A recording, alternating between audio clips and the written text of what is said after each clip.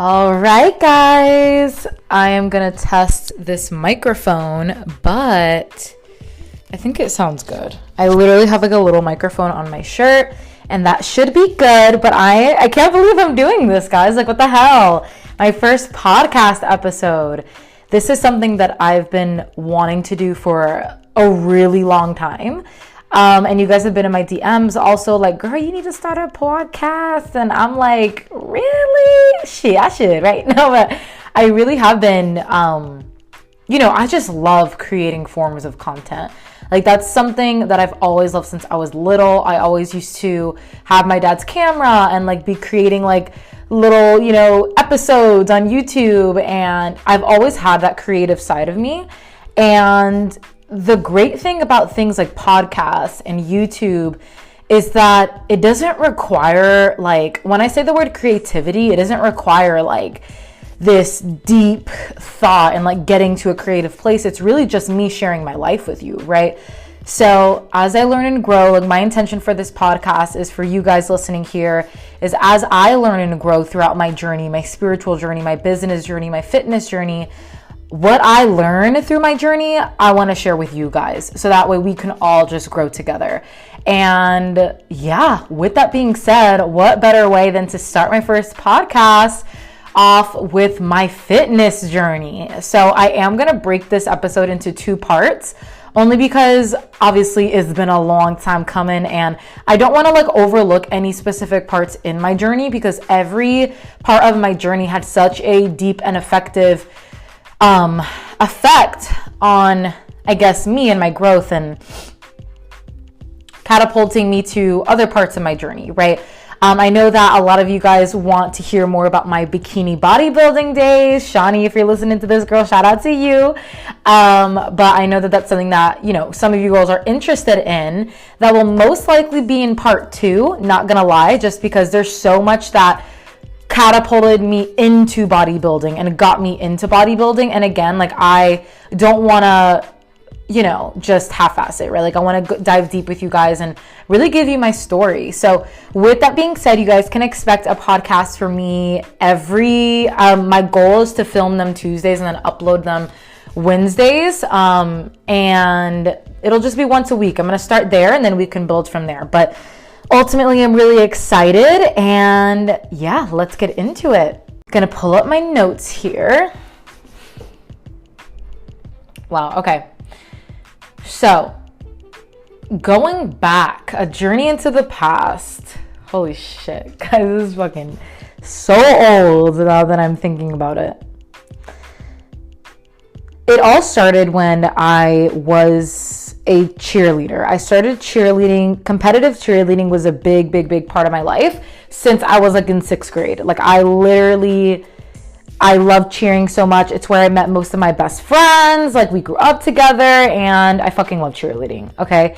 Now, I always wanted to be a flyer, and I was a flyer. The flyer is the girl who basically gets thrown up in the air. I was a flyer my entire career, and it was definitely my strengths as an athlete.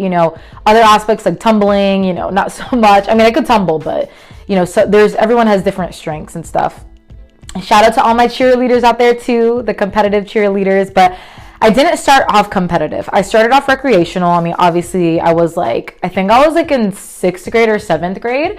When I started recreational cheer. Shout out to Tamarack Cougars. But it was recreational cheer, so just on the sidelines of the football games, and I wanted to be a flyer. We still did stunts and things like that, and we did have one competition a year that we prepared for, and that was my favorite. So I remember this key moment in my cheer journey. It was in the beginning, like I said. And I was a flyer, okay? My Coach Louise, I believe at the time, shout out to her, love her. I love all my coaches that I've had. But she made me a flyer, and I was very tall. Like, I was tall at the time because I have really long legs also, and I was in 6th, 7th grade. So I was kind of taller then, and then it kind of like stalled out, but I was taller, right? Naturally, when you're taller, you are heavier, right? Like, you have more muscle. And I was a little fucking girl, okay? Like, but you guys have to look at it in the perspective of a child, okay? So as my bases were putting me up, they would put me down and they would be like, you're so heavy. or like, oh, like you're so heavy, I can't carry you, like, oh, I want her as a flyer, like little comments and things like that, as if my weight made it hard for them to be athletes, right? We were all kids, so like it's nothing against them. And once I got into high school, like, you know, my bases at the time, like they would be like, oh, you're heavy, but like it was different, you know what I mean? It was like, okay, you're heavy, but like you're a good ass flyer, and like we're in the middle, and like, you know, we're a good team, you know what I mean? So you kind of get over it. But either way, I can go into cheer all day. But either way, guys, that hurt as a kid, because to me that meant I wasn't a good athlete, right? Like I wasn't a good flyer, right? Because I'm heavy. Then I started to compare myself to the other flyers that were literally like 4 foot fucking tall, because they were literally 11 years old. And, you know, that was definitely a turning point and a key moment in my journey where I became conscious of my weight and my body. Okay. Because before that, it was kind of like, you know, you're blind to it, right? Like you're not really thinking about those things. It's like the first time, not to get dark here, but it's kind of like the first time someone sexualizes you, whether they had a good intent or ill intent, right? It's like you weren't aware that you had a beautiful body or, you know, whatever, until someone said it, right, as a kid. It's the same thing with like weight, I feel. And then there's so many different things that so many people go through, right? Like, if you're someone who grew up, quote unquote, always the chubbier kid, right? Like that's kind of how you describe yourself as. Your family is just always making it known that your weight is like your identity, right? Like gorda, like all those things, then that becomes your identity. And your entire obsession becomes on not being that, right? So same thing with cheerleading. You're heavy to me meant that I needed to be lighter. That's what it told me.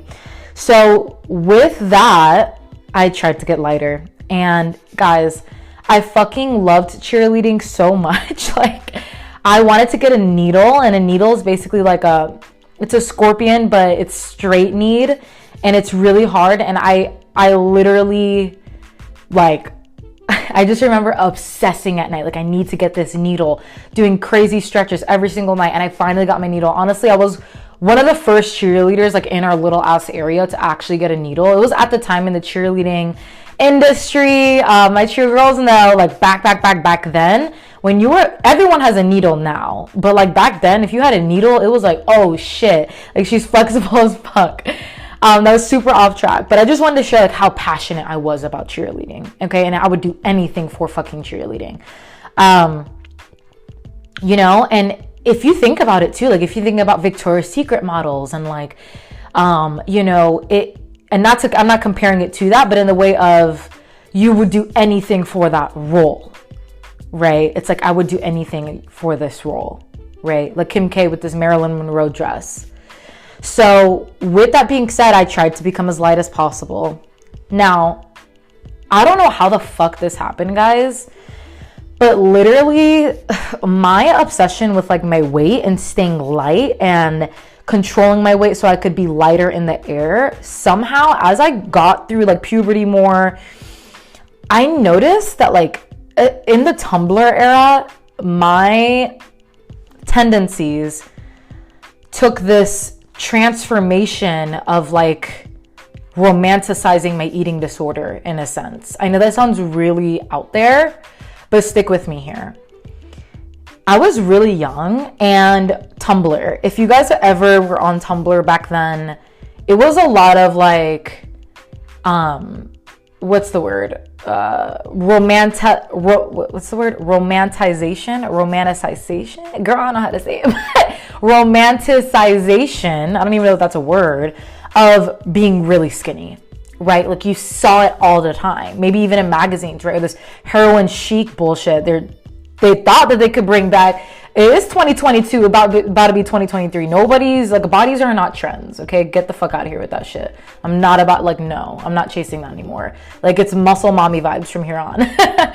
But you know, it was like the hot dogs or legs and just a lot of weird fucking skinny bitch media, right? Like, and there's nothing wrong. Like some people are genetically like that, and we shouldn't shame those type of people for loving themselves and whatever. But when we start to create this societal hierarchy of body type trends and standards and shit, your eating disorders can get romanticized in a way. It becomes this weird fucking relationship with food where it's like, I don't eat, I'm skinny. Like, fucking die. Like, but it's so true. It's like, I wear big fucking sweatshirts and I don't eat because I want to be skinny. And like, that's kind of that was like my mindset. Like, I literally was so emotional and dark with that shit. And I think I just wanted to like feel something more than anything, but it kind of transitioned to that. Moving on, it really just became a method of control for me. You know, what I do remember is I would remember just being 11, 12, 13, 14, 15.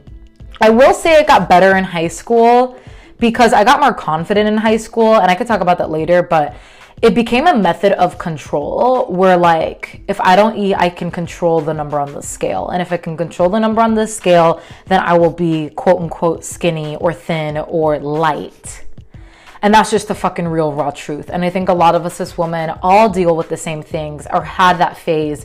And I'm really so freaking happy that so many of us women are literally healing our relationships with food. We are, you know, making investments in ourselves. We are prioritizing ourselves again and returning back to ourselves. And oh my God, that makes me want to like make another podcast on returning back to yourself. And what I mean by that is just the part of yourself that isn't a slave to food, right? The part of yourself that doesn't need to control things and people please and all the things, right? So it became a method of control. Moving on, so we had the, you know, you guys are catching kind of like how the journey is evolving. Like I said, when I got to high school, for some reason, I just like gained a healthier relationship with food. I think it's because, I don't know, like I had more life than just like my weight. You know what I mean? Like I had my friends and it was fun, and, you know, I had a lot of friend groups and was cheering and, you know, smoked weed for the first time. No, but like it was just, I was just having fun. I just think of fucking high school. And also, I think just also our metabolisms in high school are just so different than they are now. By the way, that doesn't mean that, you know, it's impossible for you or harder for you. It's just different, right? That I kind of just realized that there was no consequences for the way that I was going to eat, at least right now. Like my mom would always warn me, like, that's just gonna catch up to you, you know, like, you know, your metabolism's on nice and fast now. Once you get to college, you better fucking chill with that shit. Cause I literally like ate, all I would eat was like school lunch, and like vending machine food. Like that's all I ate. Like I even remember in college, like I didn't eat normal breakfast. I just ate vending machine food all fucking day. And then like maybe lunch and then like maybe like a dinner. Like it was just super all over the place.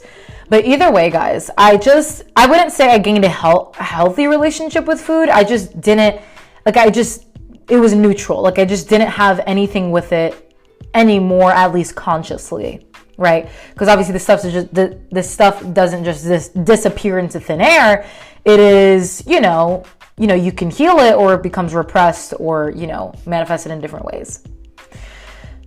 I also got into a relationship. So I think sometimes we allow our relationship to kind of dictate if we're happy or not. And I was happy without the relationship.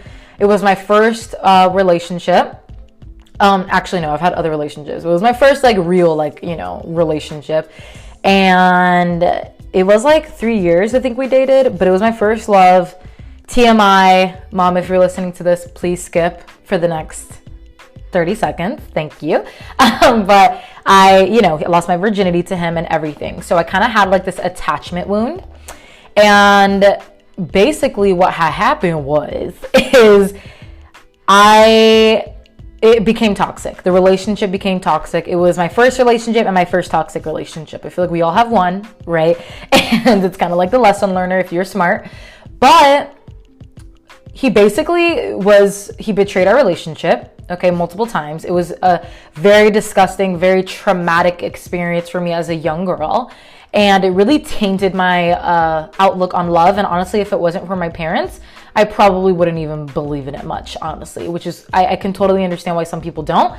But thankfully, I try to pay more attention to successful, healthy relationships more than the ones that are doomed, because that's kind of like the majority of general population. But without getting too off track, basically, the way that I had dealt with the traumas of what was caused in that relationship is obviously my appetite got shot, so I wasn't eating and I didn't want to eat. I started to weaponize my food and my weight again out of a form of punishment. It was like I literally started to punish myself, and I'm getting a little emotional here, but I haven't thought about this stuff in a long time because obviously it's been a minute. But I remember I just got so skinny, and I remember even my ex at the time was like, don't get too skinny. Like, he like noticed that I was getting skinny, and I could tell that he was also a little concerned too, but like, bitch, this is your fault. No, I'm kidding. No, I'm kidding. It happens, right? And I just remember I didn't want to eat. It was like I didn't allow myself food. It's like I didn't feel like I deserved food because I didn't feel good enough. Because when he had broken our trust in that relationship, I literally, my self-worth and my self-confidence just like got shit to the floor. You know what I mean? Because you really do in those situations. And that's why that was the only relationship I needed to fucking never be in that shit again. Because every relationship since has been beautiful and it's been a great time. I could talk a whole nother podcast about that.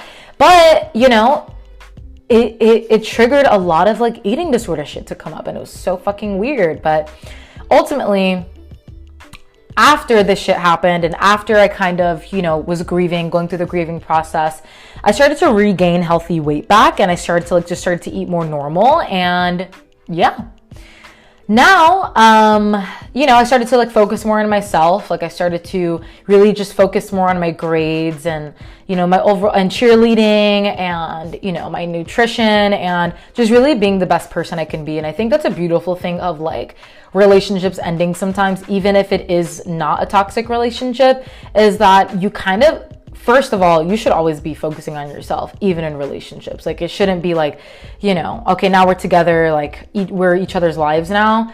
You need to have your own life. It's just non-negotiable. But, well, honestly, y'all, I literally forgot what the fuck I was gonna say. That's actually funny as hell. But moving on, once I got to college, girls, I think I'm gonna make this next part 2. But once I got to college, guys, I was like in my masculine era. What I mean by that, for those who don't know, there are 2 different types of energies. Okay, there's masculine energy and there's feminine energy. Yin and yang, day and night, right? Moon and sun. Like, we always have those equal opposites, right? Masculine and feminine energy is not gender-based. It's not like men are masculine, women are feminine. Although naturally, just based on our own hormones, we can naturally sometimes veer certain ways, which is why some men will have more, they will want to be more masculine in that way. But a man who has high emotional intelligence, who can communicate properly and set boundaries, has healthy feminine energy. The reason I'm giving you guys this background is because I want you guys to understand like my type of energy, because I was a completely different person, guys. A completely different person. And I need you guys to understand like how I'm trying to describe myself. So, masculine energy in its healthiest form is go-getter, action taker, structured, you know, protector, provider, whether you're a man or a woman or whatever you identify as, right? That is, you know,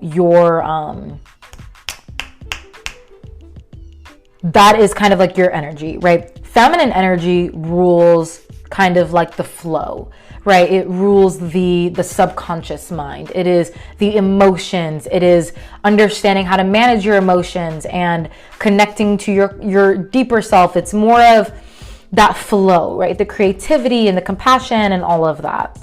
Now, there's toxic and wounded forms of each. I promise I'm getting to my point here, okay?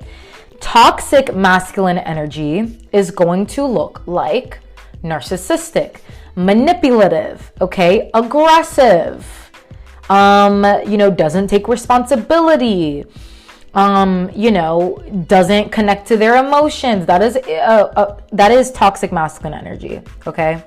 It is beating your big old chest, whereas the real alpha men are in the background and they just have that presence, that energy, right? Whether you're a man or woman, again. Your wounded feminine energy is going to be, it's kind of like, this is going to sound mean, but it's kind of like the weakness we associate with emotions. Like if you're somebody who associates showing your emotions or crying a lot or being super sensitive as weak, you're probably referring to wounded feminine energy. Because wounded feminine energy is going to be kind of like very self-victimizing, very woe is me, very naive and kind of head in the clouds and kind of like just all over the place, very people pleasing, very like, please love me, please, kind of like needy energy. And the toxic masculinity is kind of like the same, but in that masculine way. Now, making my point, finally, I had a lot of toxic masculine energy and wounded masculine energy in college. I literally, like, oh my God. I was hurt, y'all. I was really hurt. I was like, you know what? Fuck being a naive little bitch. Like, I am literally going to be a man eater. And this was literally my man eater era. And for those into astrology, I'm a Pisces sun and I'm an Aries moon and an Aries rising. And literally when I got to college, I literally obliterated the Pisces from my identity. And I was like, I don't even know why this says I'm a Pisces. I'm an Aries. Like I was super in that energy, right? And for those who don't know what the fuck I'm talking about, just, that's okay. You don't need to know that. But I would literally, guys, I would be at the bar and a guy would come up to me and I would be like, whiskey, Coke. Like I would literally be like, whiskey, Coke, like order the whiskey, Coke and give me it and you can get the fuck away from me. Like that was literally my energy. I know it sounds mean, but I was in that. I didn't feel safe. I was literally in my fucking niggas like shit era. Okay. And that's what it was.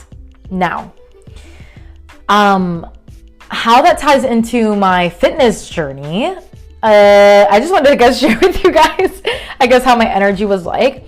But this was really when I was I really, like, once I got to college, I stopped cheering, okay? Because obviously I'm not going to be cheering there.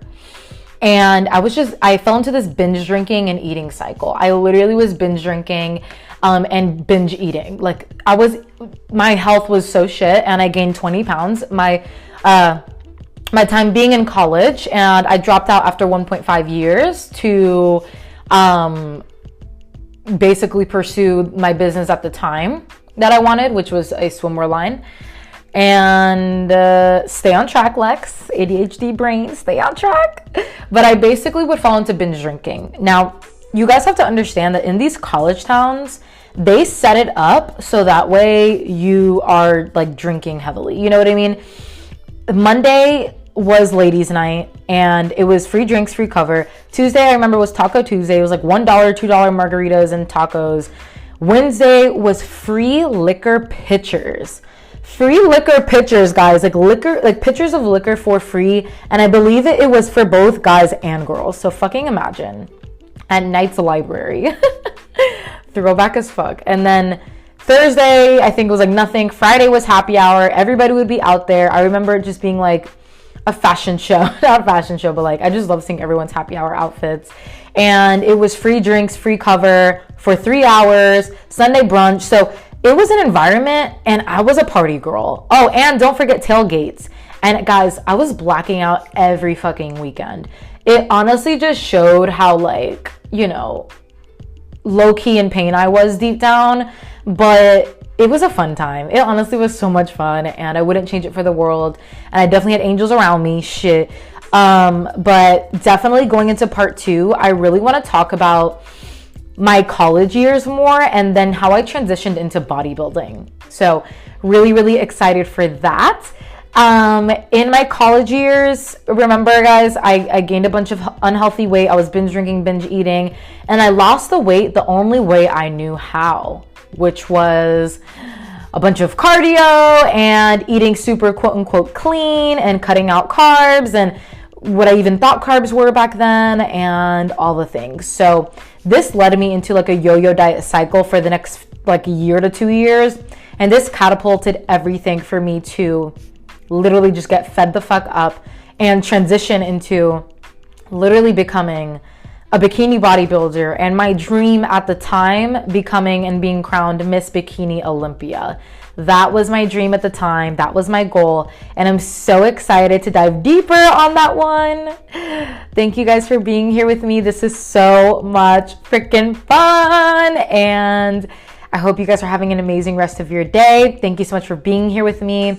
As always, if you guys got value from this, if it made you laugh, if you just want to share my energy, make sure to share with a friend, post on your story, leave a review, because I just love your guys' fucking support. And yeah, let's grow together. Excited for part 2, and peace outie.